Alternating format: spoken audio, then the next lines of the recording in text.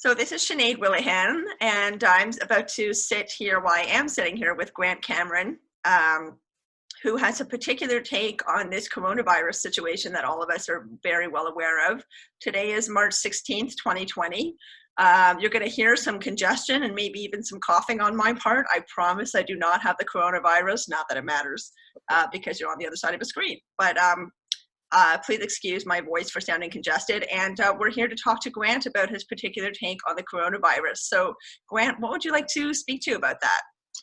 Well, thanks for asking the question, Sinead. I have kind of a different view on things based upon my background. And my background includes being a big fan of Dr. Michael Newton and also having a sort of a noetic experience about 2017, where I was basically shown that we make a lot of wrong assumptions about how the world works.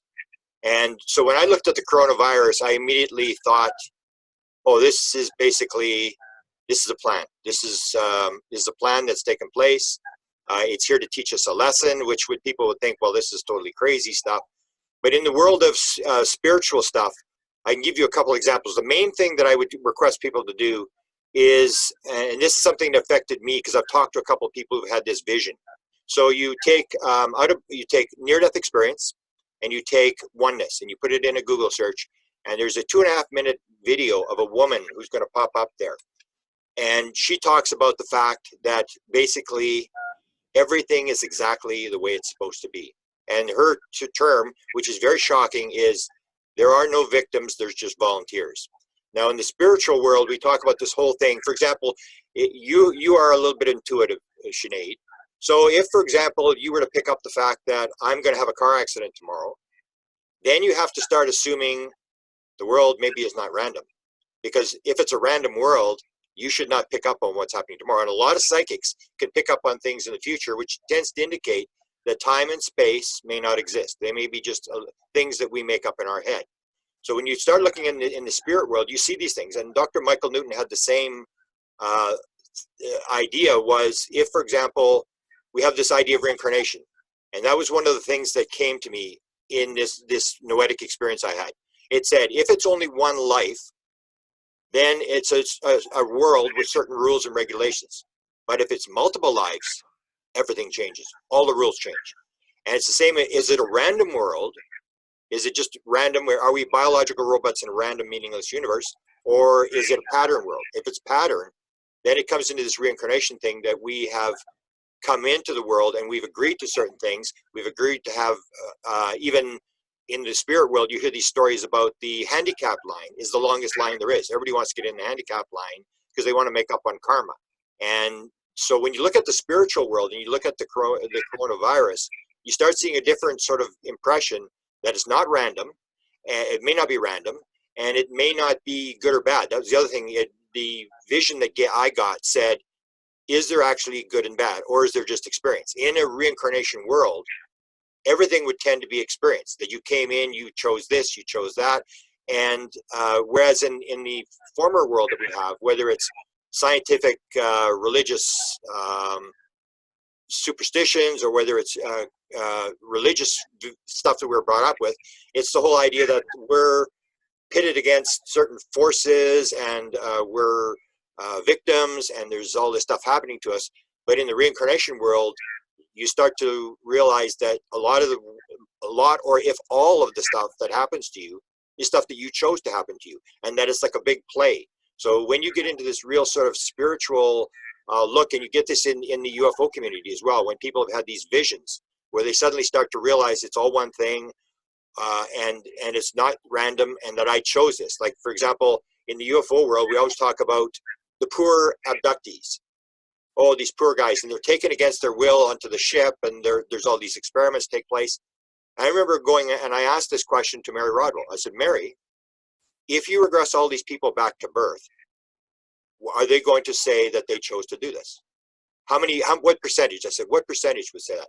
And she said, probably 100%. And I asked Kathy Martin, who runs the abduction research for the MUFON group.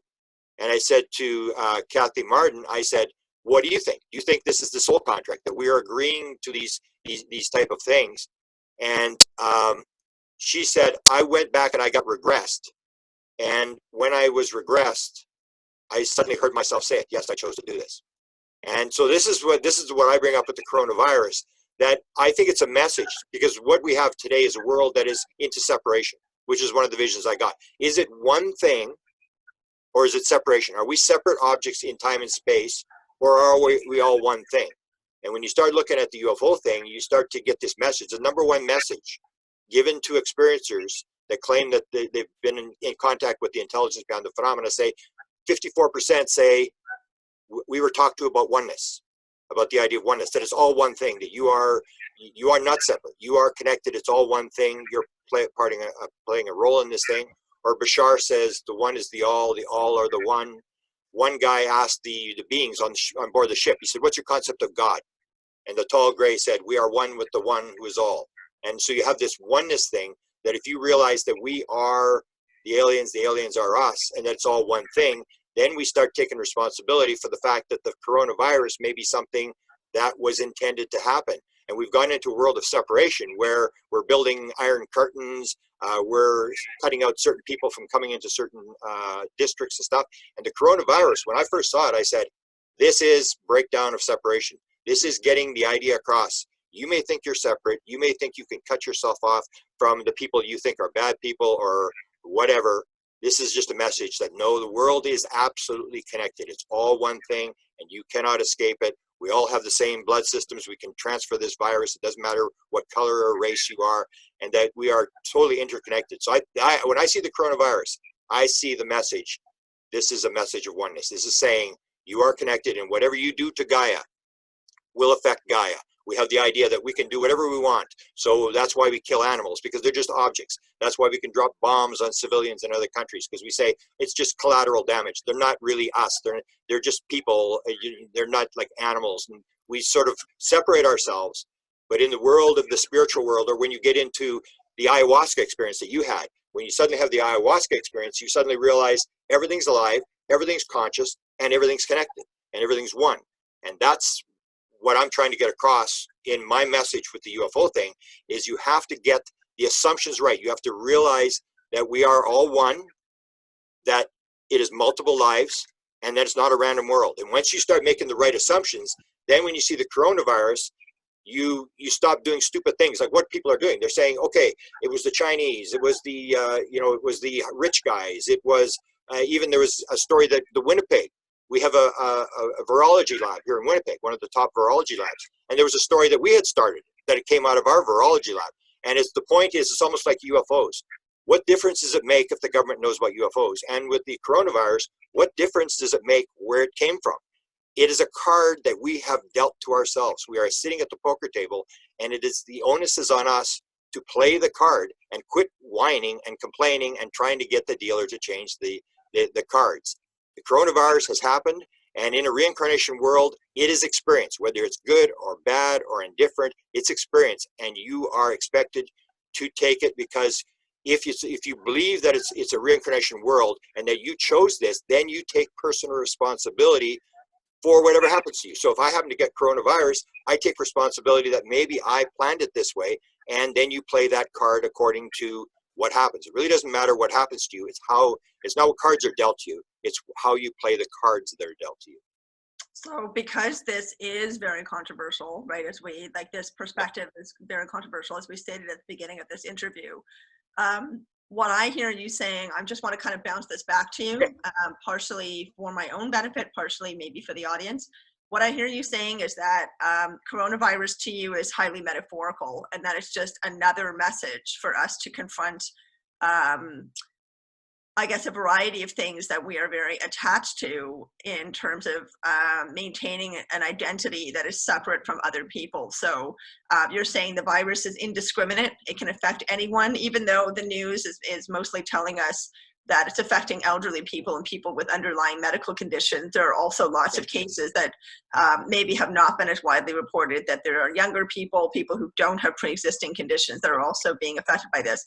So I hear you saying the virus is indiscriminatory. It doesn't care who it affects. It just affects people, and it's spreading, and it can go into anyone's community. And I also hear you saying that this is a reminder that we need to accept? Or maybe, okay, I'm going to ask you a question. Are you saying that this is a reminder that we need to accept that we only have so much control, and that we have to, the only control we really have is personal accountability? Because I think saying this to people who maybe just lost loved ones of coronavirus, or someone who's just been diagnosed with it and is severely ill, they probably would not be willing to hear that. They might take that very personally and take that as like an offensive viewpoint, right? So what would you say to that? Okay, I understand. So it comes down to this concept of good versus evil. So I'm the unfortunate person. I got it. When you look at the coronavirus, one of the things I forgot to mention is that you have a situation where people in the world believe there's good and bad. There's good things, bad things. When I got the vision, it basically said, no, there's just things. It's a verb. There are no nouns. And so when you have the coronavirus, it's just another virus. It's like maybe 30 times more deadly than a regular virus, but it's still a virus. And people would say when you brought up in a Christian world, it's a good world and there's the bad devil who's coming in, or the bad aliens are coming in and they're interfering with us. But in the real world, it's all just experience, and death is part of life. So I always bring out the point. In your human body, there are 2.5 million cells that die every single second in your body. Death is a part. You cannot get away from it. And so what we do is we take it the opposite thing. We say, life is good, death is bad. So what happens when you have 100 trillion cells in your body? When one of those cells decides, death is bad, I'm not going to die. I'm just going to continue to duplicate and I'm going to continue to grow. It's called a cancer cell. The cells of the body know when to die. There's 2.5 million per second. They're dying, and it's a transition of being replaced and going through this whole system. And we turn it into this idea that only life is good. It is part of the process that we live, we die, and that's how it cycles through. So when you have the older people that are affected, it's like, get used to it. You are going to die from something. So we're running around trying to avoid death as if we're going to somehow avoid it and stay longer, when in the spiritual world, you see these things where people are talking about checkout times, that they actually knew, that they claim they know when they come into the world, when they're going to leave. And that's part of a process. But people always try to separate death from saying death is bad. And yet in the human body, you have 100 trillion cells, and they all work as one in the body. When one cell decides, I'm not going to be part of the one, I'm going to be separate, I'm going to continue to duplicate, that is the cell that is the cancer cell. And so we have to work like the human body, that we realize at some time we're going to die, that we're part of the one. And you always have to keep the one in mind, that whatever you do to Gaia, it affects Gaia. Whatever you do to another human being, it affects the other human being, it affects the other races. And we always make this distinction where we're trying to separate things.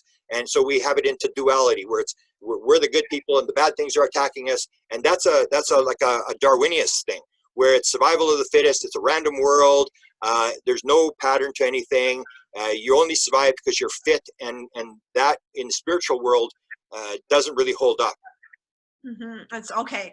So the metaphor of the cancer cells being the ones that get aggressive and say, we're going to survive and we're going to keep multiplying, that helped me understand what you're saying, because then I feel like you're saying the problem is in the fear of and the resistance to death, not in death itself, because it's part of the natural cycle of things. So our fear, our paranoia, the panic, the hoarding of the toilet paper, all of that is actually the problem. It's our response to it rather than it being simply what it is. Yeah. So what happened to me is I had this vision where I got the 24 things. So the ones we have here, it says, you believe you're separate. You're not. You're one. You believe there's good and bad. There's not. There's just things. You believe it's random. It's not. It's pattern. And it's these things we're making this wrong assumption, and we build all these wrong assumptions when you see the whole thing. And that's when it goes back to this thing I said at the beginning, where you take near-death experience and oneness, and you get this vision where the woman says, there are no victims. There are just volunteers. And I remember, Mark from Los Angeles, my friend Mark. Mark told me this story at Mount Shasta. And he said, I've never told anybody. I could not believe when I saw it. And it was exactly the same story. Everything is perfect. Everything is exactly the way it's supposed to be. Now, in this human world, in the duality thing, people just go like absolutely crazy, not happening. So if somebody has a near-death experience, they'll say, okay, You got to believe them. This happened, this happened. But once they come to this vision that Dr. Michael Newton described as well, that everything is perfect, everything is exactly the way it's supposed to be, and that God has everything under control. We're saying no, it's random, and we're being attacked, and we're victims, and we're up on the cross, and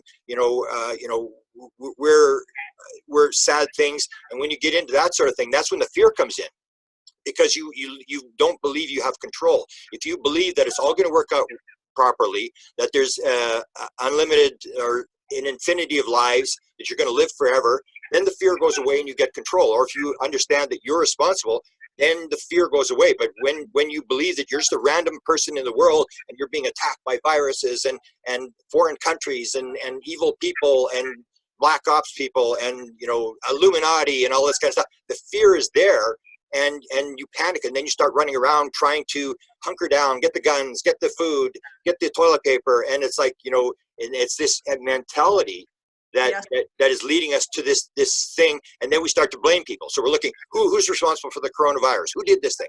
It really doesn't matter. It has happened, and if you take, and I say you just take responsibility for it, and of course you do what you can to not infect other people and to do whatever you can.